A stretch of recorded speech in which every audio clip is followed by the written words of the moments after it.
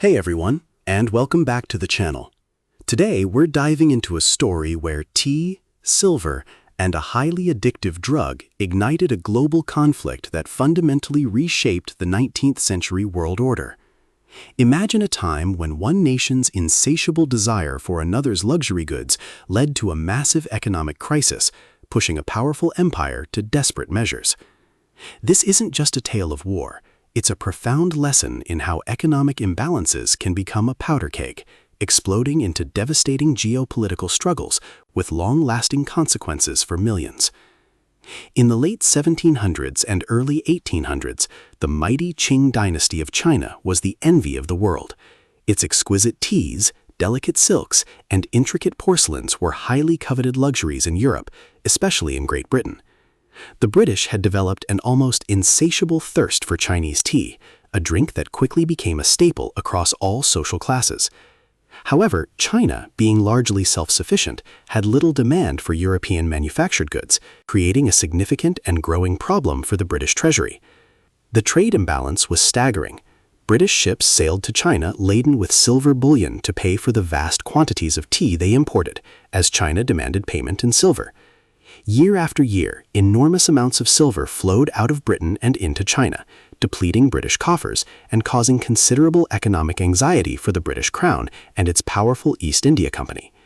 This drain on national wealth was unsustainable, and a solution, however controversial, became imperative to maintain Britain's economic stability. The British East India Company, the mercantile giant tasked with managing much of Britain's global trade, found itself in a precarious financial position. They needed a commodity that China would accept in exchange for tea, something that would reverse the crippling silver outflow and stabilize their balance sheets. Their solution, born out of economic necessity and imperial ambition, would prove to be one of the most destructive and morally complex episodes in financial history. It would set the stage for decades of conflict. The company's solution was opium. They had extensive control over poppy cultivation in British India, where vast fields of poppies stretched across the landscape. Opium could be produced cheaply and in immense quantities. The plan was simple: smuggle this highly addictive narcotic into China, sell it illegally to Chinese merchants for silver, and then use that silver to purchase tea, effectively closing the trade deficit. This clandestine trade was designed to turn the economic tide in Britain's favor. By the 1830s, the illicit opium trade had exploded. British merchants, primarily operating out of Canton, the only port then open to foreign trade, collaborated with corrupt Chinese officials and smugglers. Fast, armed clippers transported the drug from India to the Chinese coast, where it was then distributed inland. The sheer volume of opium entering China was staggering, creating a vast black market economy that rapidly grew beyond anyone's control, enriching some while devastating millions of lives. The consequences within China were catastrophic. Millions of Chinese citizens from all social strata became addicted to opium. The widespread addiction led to social decay, a decline in productivity, and a severe public health crisis. Economically, the silver outflow reversed course dramatically. Now vast amounts of silver were flowing out of China to pay for the drug, crippling the national treasury and causing widespread deflation. The Qing government watched in horror as their nation's wealth and health eroded. The economic damage was undeniable. As silver left China, its value rose against copper coinage, which was the currency used by common people for daily transactions. This disproportionately harmed the poor and working classes, exacerbating social unrest. Furthermore, land values dropped and government revenue declined as tax collection became more challenging. China's once vibrant economy, built on self-sufficiency, was being systematically undermined by this forced trade imbalance, creating a severe national crisis. For years, the Qing imperial court debated how to tackle the growing opium crisis. Some officials argued for legalization and taxation, hoping to control the trade and generate revenue. Others vehemently demanded a complete ban and ruthless suppression, seeing the drug as a moral scourge and a national threat. The Emperor Daoguang, deeply concerned by the social and economic devastation, eventually sided with the hardliners. He recognized that the nation's very fabric was at stake, necessitating decisive action. In 1839, Emperor Daoguang appointed a resolute official named Lin Zexu as imperial commissioner to Canton, the epicenter of the opium trade. Lin was given sweeping powers to eradicate the drug. He was a man of integrity and unwavering determination, known for his administrative prowess and fierce loyalty to the empire. His mission was clear: confront the foreign merchants, stop the flow of opium, and restore China's sovereignty and economic health, no matter the cost. Commissioner Lin arrived in Canton with a clear mandate. He immediately demanded that all foreign merchants surrender their entire stock of opium. He confined them to their factories and refused to release them until every last chest was handed over. The British Superintendent of Trade, Charles Elliot, initially resisted, claiming the opium was private property. However, Lin's resolve was unyielding, backed by the full authority of the Qing government and a growing sense of national outrage. After several weeks of standoff, the British merchants, under pressure and with their lives and livelihoods at stake, finally capitulated. Commissioner Lin seized over 20,000 chests of opium, a staggering quantity worth millions of pounds sterling.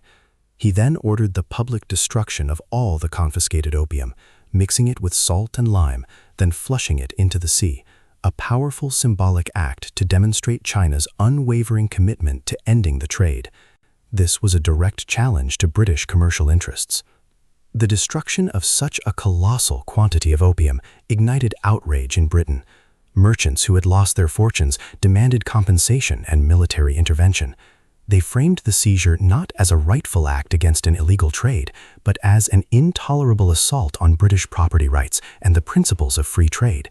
This narrative, carefully crafted by powerful commercial interests, quickly gained traction in the British press and Parliament, creating immense pressure for a strong response. The British government, swayed by powerful commercial lobbies and driven by imperialistic ambitions, chose to interpret Lin's actions as an act of aggression against British citizens and a violation of international law, rather than a legitimate defense of national sovereignty against illegal trafficking. The prospect of opening China's vast markets to British goods, by force if necessary, was an undeniable underlying motivation.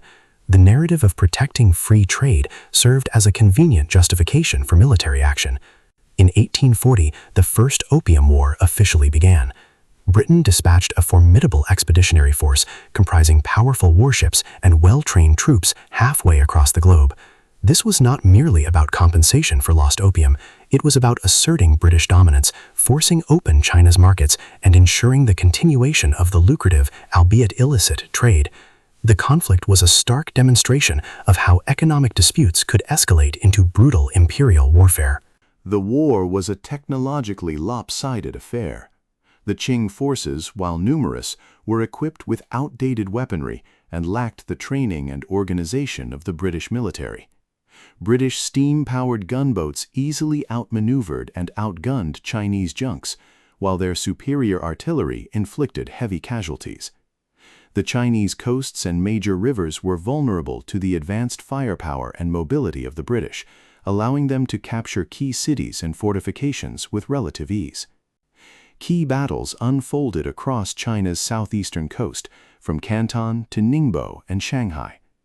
The British forces demonstrated their overwhelming military superiority, systematically bombarding coastal defenses and seizing strategically important cities. Each victory further highlighted the Qing dynasty's inability to defend its borders against modern European warfare. The economic and human cost of these defeats mounted, pushing the Chinese government towards an inevitable, humiliating capitulation. By 1842, with British forces threatening Nanking, the Qing government had no choice but to sue for peace. The resulting Treaty of Nanking was a profoundly humiliating document for China, marking the beginning of what Chinese historians call the Century of Humiliation. It was a testament to the raw power imbalance between a rapidly industrializing Britain and an increasingly isolated China, demonstrating how military might could enforce economic demands.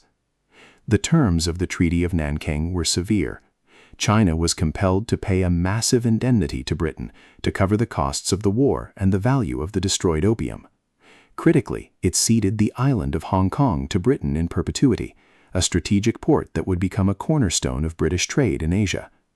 Furthermore, 5 additional treaty ports, including Shanghai and Ningbo, were opened to British trade and residents, shattering China's long-standing policy of restricted foreign access. Despite the treaty, the opium trade didn't end. In fact, it continued to flourish, albeit with new regulations, as British merchants leveraged their newfound access. The indemnities imposed on China further strained its finances, hindering internal development and compounding the economic misery of its people. The treaty essentially formalized the economic exploitation of China, transforming it from a self-sufficient empire into a market dominated by foreign interests. The First Opium War failed to fully resolve the underlying tensions.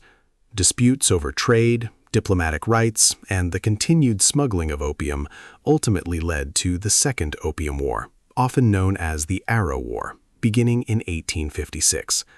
This time, Britain was joined by France, adding further pressure on the beleaguered Qing dynasty. The second conflict cemented China's subordinate position in the global economic and political order. The Second Opium War concluded with even harsher terms for China, codified in the Treaties of Tianjin and the Convention of Peking. More treaty ports were opened, foreign diplomats gained residency in Beijing, and foreign missionaries were granted free movement throughout the country. Perhaps most symbolically devastating was the burning of the Summer Palace by British and French troops in 1860, a stunning act of cultural destruction aimed at punishing the emperor. The Opium Wars left an indelible mark on China, ushering in the century of humiliation, where it was subjected to repeated foreign encroachments and unequal treaties.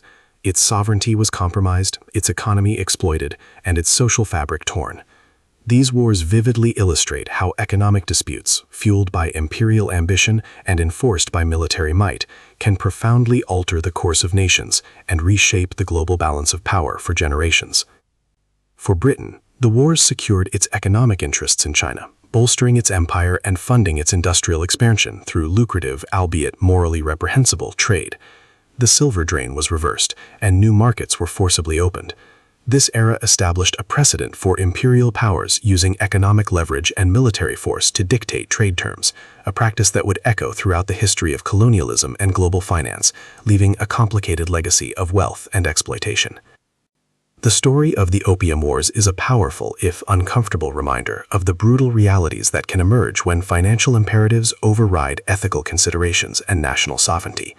It demonstrates that economic history isn't just about numbers on a ledger, it's about power, human suffering, and the long shadow cast by decisions made in the name of profit.